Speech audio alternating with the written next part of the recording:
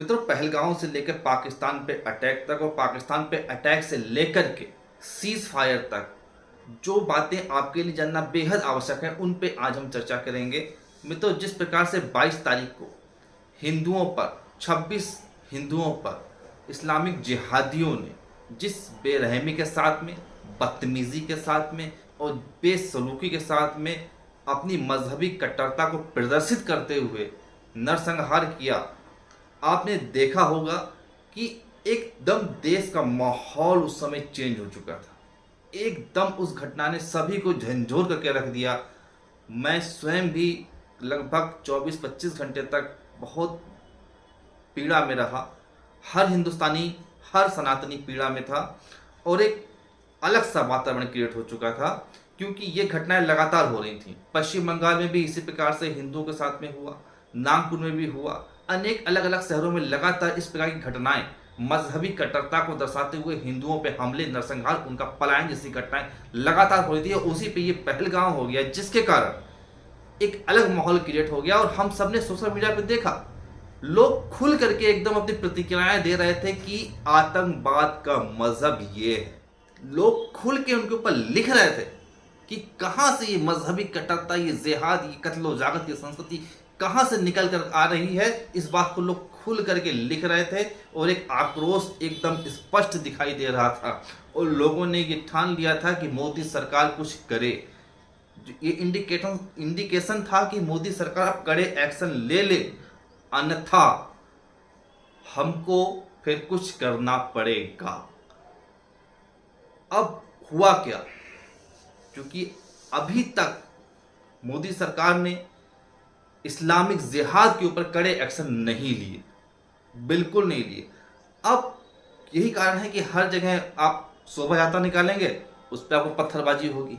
हर जगह आपके साथ इस प्रकार की हिंदू बेटियों के साथ में आपने लगातार देखा ही कि क्या क्या हो रहा है। पहलगाम के बाद भी इंदौर से खबरें आई कि किस प्रकार से हिंदू बेटियों के बलात्कार हुए और उसको पुण्य का काम, यानी कि सवाब का काम बताया गया। तो अब मोदी सरकार परेशान थी, क्या करें। अब तो हमें इस्लामिक जिहादियों पर कड़े एक्शन लेने पड़ेंगे, कड़ी कार्रवाई करनी पड़ेगी, वरना हिंदू कौम नाराज हो जाएगी। सब वोट हम पाते हैं। तो मोदी सरकार ने बहुत ही चालाकी से इस पूरे पहलगाम के प्रकरण को पाकिस्तान के ऊपर थोप दिया। पूरा प्रकरण पाकिस्तान पे थोप दिया, जबकि ये सब यहीं के इस्लामिक जिहादी हैं जो लगातार हर जिले में, हर जगह पर हिंदुओं पर टारगेट कर रहे हैं।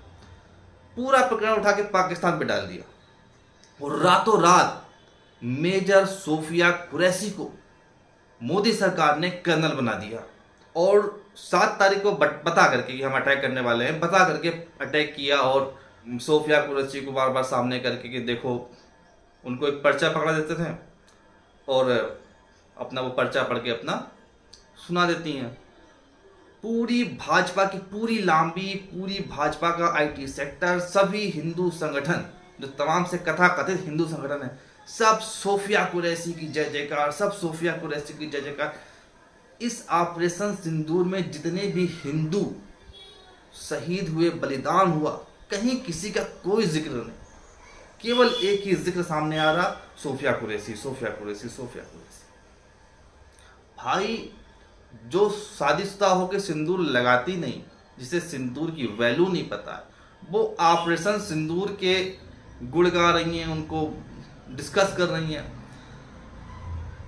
ये सब केवल इसलिए किया गया ताकि जो मजहबी उन्माद लगातार फैलाया जा रहा था, और जो मजहबी उन्माद फैलाते फैलाते पहलगाम में इतनी बड़ा नरसंहार, इतनी बड़ी जघन हत्याएं की गई, उसको दबाया जा सके। और जो एक माहौल क्रिएट हो रहा था जिहाद के विरुद्ध, इस्लामिक कट्टरता के विरुद्ध जो एक माहौल क्रिएट हो रहा था, उस माहौल को दबा दे, इसीलिए पाकिस्तान हुआ, इसीलिए सोफिया कुरैशी को सामने लाया गया और इसीलिए सीज फायर भी हो गया। इसी प्रकार से आपको याद होगा 22 जुलाई 2019 में राजौरी में एक सेना के जवान जिसका नाम औरंगजेब था, उसकी हत्या हो जाती है इन जिहादियों के द्वारा। औरंगजेब की हत्या हुई और पूरा सब सरकारी तंत्र, प्रधानमंत्री दुखी ट्वीट कर रहे हैं कि औरंगजेब की हत्या में श्रद्धांजलि, गृह मंत्री श्रद्धांजलि दे रहे हैं, सारे मुख्यमंत्री श्रद्धांजलि दे रहे हैं, पूरी बीजेपी लॉबी श्रद्धांजलि दे रही है, सारे हिंदू संगठन श्रद्धांजलि दे रहे हैं। भाई प्रतिदिन कोई ना कोई हिंदुओं का बलिदान होता है, उस पे क्यों नहीं उस पार्टिकुलर उस बंदे का नाम लेके हमारे प्रधानमंत्री, हमारे गृह मंत्री, मुख्यमंत्री श्रद्धांजलि दे पाते हैं? क्यों नहीं दे पाते हैं? एक अगर मुस्लिम का बलिदान होता है तो सबके सब इतना टेंशन में क्यों आ जाते हैं? क्या आखिर प्रॉब्लम है? बलिदान बलिदान है भाई। जितना परेशान आप किसी मुस्लिम के बलिदान पे होते हो, उतने परेशान आप हिंदुओं के बलिदान पे क्यों नहीं होते? मित्रों, हमने अपने इतिहास से कुछ नहीं सीखा। हम इतिहास से कुछ सीखना चाहते ही नहीं है। मित्रों, जब भारत पे 1761 में आक्रमण हुआ था अहमद शाह अब्दाली द्वारा, एक अफगानी के द्वारा, मराठों ने मोर्चा संभाला था। मराठे उस समय पूरे भारत पे एक सत्र शासन कर रहे थे और जितने भी मुगल बादशाह छोटे छोटे थे ये सब मराठों के अंडर में थे। सभी मुगल बादशाहों ने एंड मौके पर धोखा दे दिया। सब उस विदेशी आक्रांता की ओर चले गए, अहमद शाह अब्दाली की ओर, और मराठे अकेले बचे युद्ध लड़ने के लिए। मराठों को केवल महाराजा सूरजमल का साथ मिला और किसी का नहीं मिला। हमारे अवध क्षेत्र का उस समय नवाब था दौला, जो कि शिया मुसलमान था। मराठों को उस पर बेहद भरोसा था क्योंकि शिया सुन्नियों की नजर में काफिर होते हैं। शिया और सुन्नियों का 36 का आंकड़ा रहता है। दौला भी मराठों के ही साथ में था। युद्ध लड़ते समय उसने धोखा दे दिया और मराठों का साथ छोड़ करके वो अहमद शाह अब्दाली की एक विदेशी की तरफ चला गया इस्लाम के नाम पर। ये सारा इतिहास हमारे सामने है। इस इतिहास को हम ना जानना चाहते, ना समझना चाहते, ना इससे कुछ सीखना चाहते हैं। ऐसा हजारों बार हुआ। जब झांसी की रानी क्रांति कर रही थी, झांसी में पड़ोस में हमारी बेगम हजरत महल, अवध की महारानी थी, बेगम थी, धोखा देते नहीं दिया। झांसी कहीं लड़ रही है, वो छोड़कर नेपाल चली गई बेगम हजरत महल।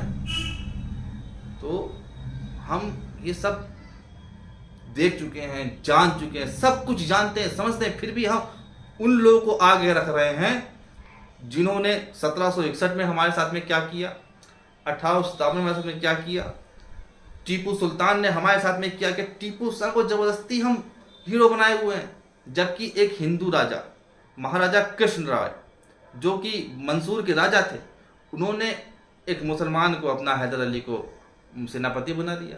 उस सेनापति ने उठा के महाराजा को ही कैद कर दिया और खुद जो है शासन करने लगा।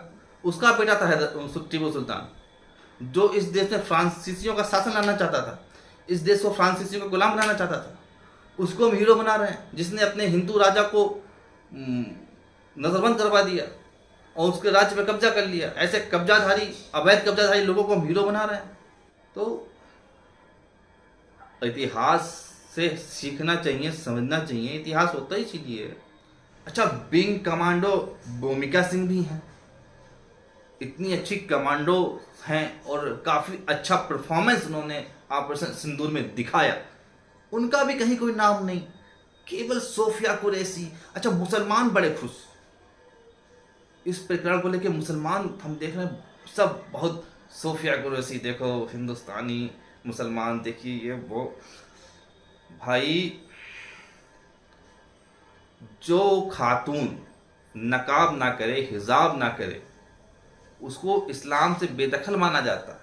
इस्लाम के अंदर महिला का एक नाखून भी नहीं दिखना चाहिए, आंखें भी नहीं दिखनी चाहिए, बाल तक नजर नहीं आना चाहिए गैर पुरुष के सामने। सोफिया कुरैशी तो ये सब कर नहीं रही है, तो आपके हिसाब से तो इस्लाम से वो बेदखल है, फिर आप इतना खुश क्यों हो? खैर, उनको छोड़िए। पर समझने वाली बात यह है कि आखिर भारत देश में सनातन समाज के लोग कब तक इस इस्लामिक कट्टरवाद को झेलते रहेंगे? कब तक ये इस्लामिक जिहादी हिंदुओं का खून बहाते रहेंगे? और कब तक इन सब विषयों को किसी न किसी के बहाने दबा दिया जाएगा? अब पूरा सब कुछ इस्लामिक जिहाद जितना भारत में फैला हुआ है, जितना जहर फैला हुआ, वो सब दबा दिया गया है। अब केवल पाकिस्तान और सोफिया कुरैशी, बस ये दो जिक्र हो रहे हैं और कोई जिक्र नहीं हो रहा। मैं कहता हूं पाकिस्तान पे अटैक करके भारत पीओके को भारत में मिला ले। पाकिस्तान के चार टुकड़े कर दे, खैबर पख्तून अलग कर दें, पंजाब अलग कर दें, सिंध अलग कर दें, बलूचिस्तान अलग कर दें, चार टुकड़े कर दिए। भारत के अंदर जो इस्लामिक जिहाद फैला हुआ है उस पर कोई प्रभाव नहीं पड़ना है, वो ऐसे ही चलता रहेगा जैसा चल रहा है। पाकिस्तान के टुकड़े कर देने से या पीओके को शामिल कर देने से इस्लामिक जिहाद पे फर्क नहीं पड़ता। इसलिए भारत के अंदर कड़े कदम उठाने की आवश्यकता है, कड़े फैसले लेने की आवश्यकता है। एक बहुत बड़ी बात मैं बता दूं आपको, हमारा तो मानना है कि जो पहलगाम में हुआ वो यहीं के जिहादी हैं, पाकिस्तान का कोई जिहादी नहीं है। अगर हम भारत सरकार की इस बात को मान लेते हैं कि पहलगाम अटैक में लश्कर का हाथ है, लश्कर जो कि पाकिस्तानी संगठन है, लश्कर का हाथ है, लश्कर ने करवाया, ये बात मैंने मान लिया।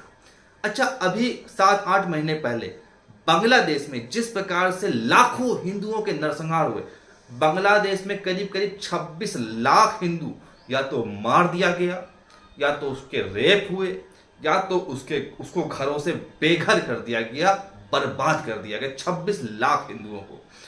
ये किसने करवाया? इसके पीछे कौन था? इसके पीछे था जमाते इस्लामी।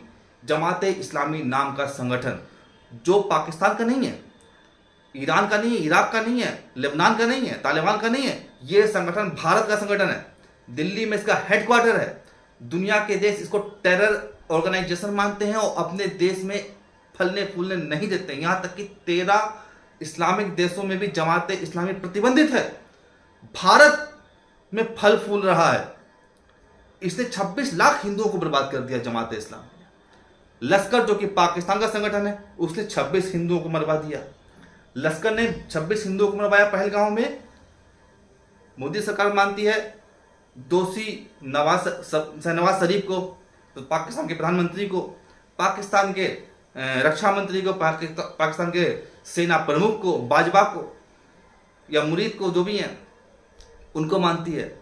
लश्कर ने जो किया उसके आरोपी पाकिस्तान है। जमाते इस्लामी ने जो बांग्लादेश में हिंदुओं के नरसंहार किए, उसका फिर जिम्मेदार कौन है भाई? उसका जिम्मेदार कौन है? अगर पाकिस्तानी संगठन हिंदुओं का नरसंहार कराता है तो पाकिस्तान के प्रधानमंत्री और सेना प्रमुख जिम्मेदार हैं। तो भारत का इस्लामिक संगठन जमाते इस्लामी जो लाखों हिंदुओं को मरवा रहा है बांग्लादेश के अंदर, अभी भी मरवा रहा है, उसका फिर जिम्मेदार कौन है भाई? इसका जवाब कौन देगा? कोई मीडिया इस पर सवाल क्यों नहीं करता? कोई कलमकार, कोई पत्रकार, कोई बुद्धिजीवी, कोई हिंदू संगठन इस विषय में बात क्यों नहीं करता है कि जमाते इस्लामी का जिम्मेदार कौन है? लश्कर का जिम्मेदार अगर पाकिस्तान का प्रधानमंत्री है तो जमाते इस्लामी का जिम्मेदार कौन है भाई? इस पर जिक्र क्यों नहीं होता? इस पर बात क्यों नहीं होती? चर्चा क्यों नहीं होती? तो ये बहुत बड़ा एक ड्रामा है। हिंदू क्राइसिस का बहुत बड़ा रीजन है हमारी गवर्नमेंट, हमारा सरकारी तंत्र, हमारी कांग्रेस और भाजपा की सरकारें। 70 साल से कुछ नहीं हुआ, 70 साल से कुछ नहीं हुआ। 70 साल पुराना रोग खत्म कर रहे हैं धीरे धीरे। भाई 70 साल पुराना कौन सा रोग है बताओ तो, उस रोग का नाम तो बताओ भाई। प्लेसेस ऑफ वर्शिप एक्ट 1991 में आया, माइनॉरिटी कमीशन एक्ट 1992 में आया, वक्फ बोर्ड अमेंडमेंट बिल यानी कि वक्फ बोर्ड ट्रिब्यूनल बिल 1995 में आया। तो 70 साल पुराना कौन सा रोग है भाई? और 1991 से लेकर के जो कश्मीर में क्राइसिस हिंदुओं की वो 90 में हुई, अयोध्या में हिंदुओं का नरसंहार 90 में हुआ, और सन 90 से लेकर के 2025 तक को आप जोड़ो ना हिसाब, 18 साल बीजेपी ने शासन किया, बाकी टाइम कांग्रेस ने शासन किया है, तो बराबर शासन किया, बराबर बीजेपी का शासन अधिक है। तो कौन जिम्मेदार है भाई? कौन सा रोग है 70 साल पुराना रोग? बताओ ना, उस रोग का नाम बताओ ना। तो इस चीज को समझिए, अच्छे नेताओं को चुनिए, उनको विधानसभा लोकसभा भेजिए, और जो घटिया नेता पहुंच भी गए हैं उन पर सवाल करिए, उनसे क्वेश्चन करिए, उनसे जवाब मांगिए, उनके घर का घेराव करिए। अब कुछ नहीं करोगे तो क्या कह सकते हैं, वही होना है जिसको आप जानते हो, जो हो रहा है आपके साथ में वही होना है, अगर कुछ नहीं करोगे तो।